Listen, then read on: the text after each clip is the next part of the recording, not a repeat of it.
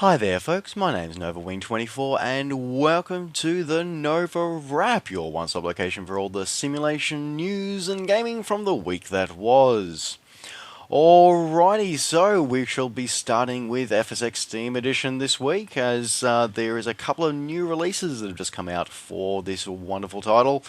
First off, we've got the World War I Fighters add-on. So this stems from First Class Simulations and is now available on Steam. So it was previously available for box and is now available for your Steam pleasure. Now this add-on includes 4 aircraft, three aeroplanes and one cigar-shaped dirigible.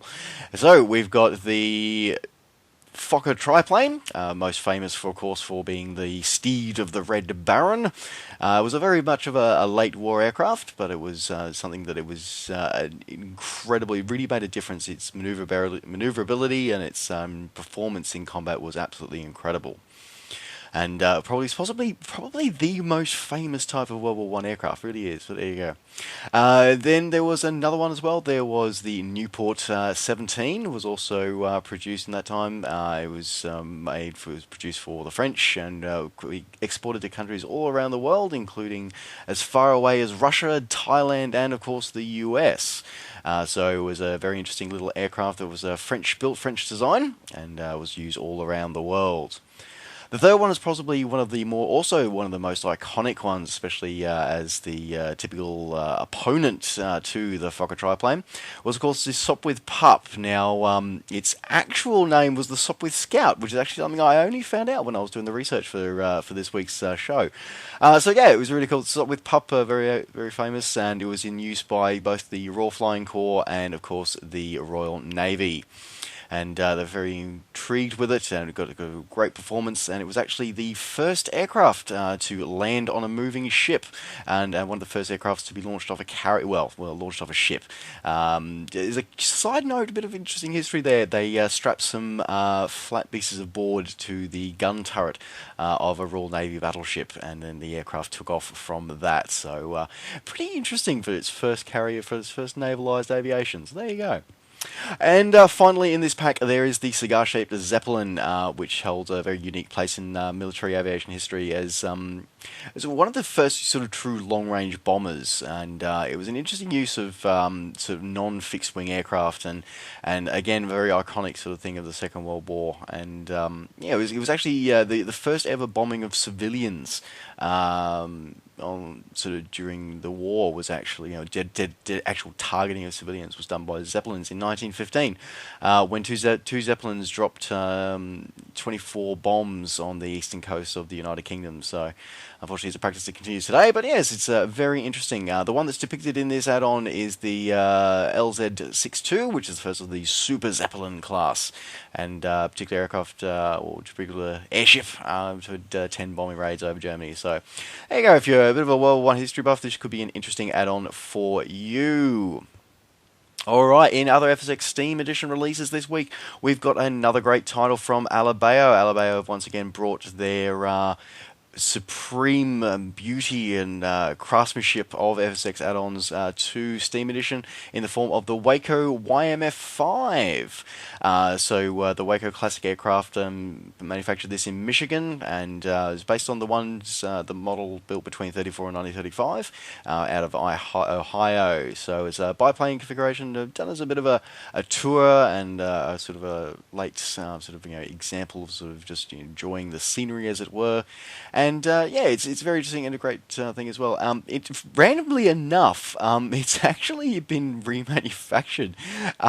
It's returned to production in 1986 because of its popularity and because of people just absolutely sort of enjoyed it. So it is a pretty spectacular airplane and really intriguing history. Sort of it goes out of production in the 30s and comes back in very late into the 20th century, which I thought was kind of cool as well. You got the usual Alabao amazing quality of material, textures, and flight dynamics, and all the fun stuff that we expect to see from Alabao. So this is available for you to grab once again. Alright, in rounding out FSX Team Edition news for this week. So, from the another stables of Carinado, we've got the Piper PA-28 Archer 2 is now available. So this sort of fixed undercarriage aircraft, sort of development of the Cherokee. The Archer 2 is a bit bigger, a bit of a longer wingspan, and a slightly more powerful engine. Gives itself the a nice little tourer, and as I said, it's a nice little sort of great relaxing. I really imagine flying this around like the islands of Hawaii and just sort of taking in spectacular scenery as well. And of course, we expect from Carinado very high quality sounds, night lighting effects, and all the VC gauges and all that kind of fun stuff as well. And just making the amazing quality of performance that we get from Carinado. So hopefully, I should be able to do a release and hopefully a review of this very soon. Alright, in other FSX news, so FSX for both Steam Edition and for Box Edition, we've got the release of Sonoma County Regional Airport, so Kilo Sierra Tango Sierra, latest release from the guys over at Orbx. So this airport is the sort of part of the gateway to wine country in the San Francisco Bay Area, and it sort of falls in line with the Northern California region that Orbx have produced, and that amazing quality work that they do there. This server has got an amazing 250 square kilometers of terrain that they've put out there, mixture of custom models, not only just for the airport but also for the surrounding terrain. Amazing detailed ground texturing as well, and of course they've even thrown in the full Santa Rosa cityscape, and all its major landmarks are included as well. In an interesting little thing that I think that they've borrowed from Sim 720 is they've also got the internal modeling of terminal and restaurant, a couple of the buildings at the main terminal, which is something that Sim 720 pioneered with some of their airports. So yeah, it's interesting to see that their influence is starting to take off across with other developers as well, so good to see. So this looks like it'll be a great little add-on, particularly for those of you who are turboprop regional pilots. This is a great little airport to be able to operate out of for those type of aircraft. Alright, and rounding out simulation news for this week. So we've got Train Simulator have released their latest edition as well. So they've released the SD9 locomotive. So this is a 6-axle diesel road switching locomotive for this one.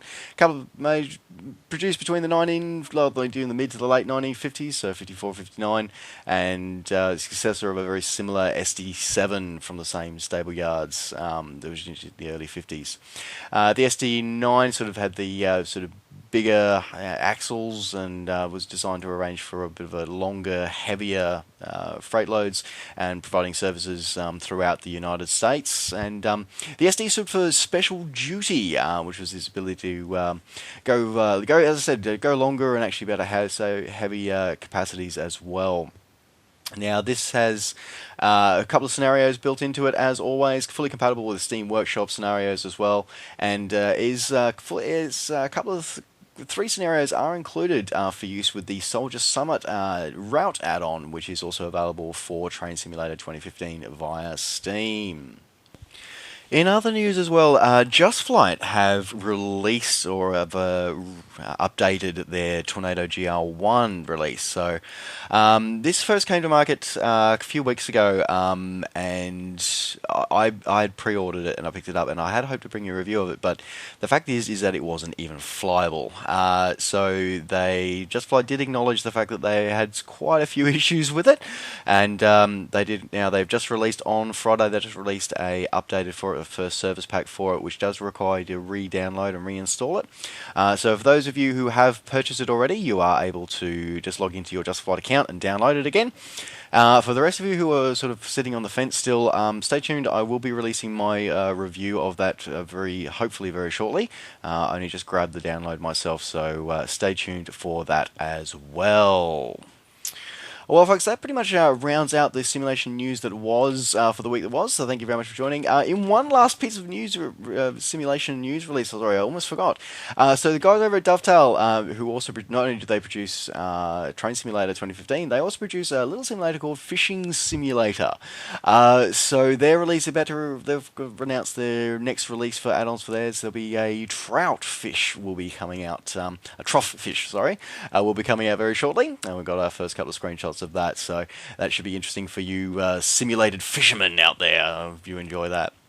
Alright folks, well that now does round out the simulation news from the week that was. Thank you very much for tuning in to the NovaWrap. Don't forget to like and subscribe. So like the video, subscribe to the channel if you do enjoying these videos and want to see more content on the channel. And as always, if you want to hear about all the things that I'm up to between videos, don't forget you can always find me on Facebook and on Twitter. Just search NovaWing24. Alright folks, thanks very much for watching. Take care, safe skies to all, and we'll see you next time. Bye for now.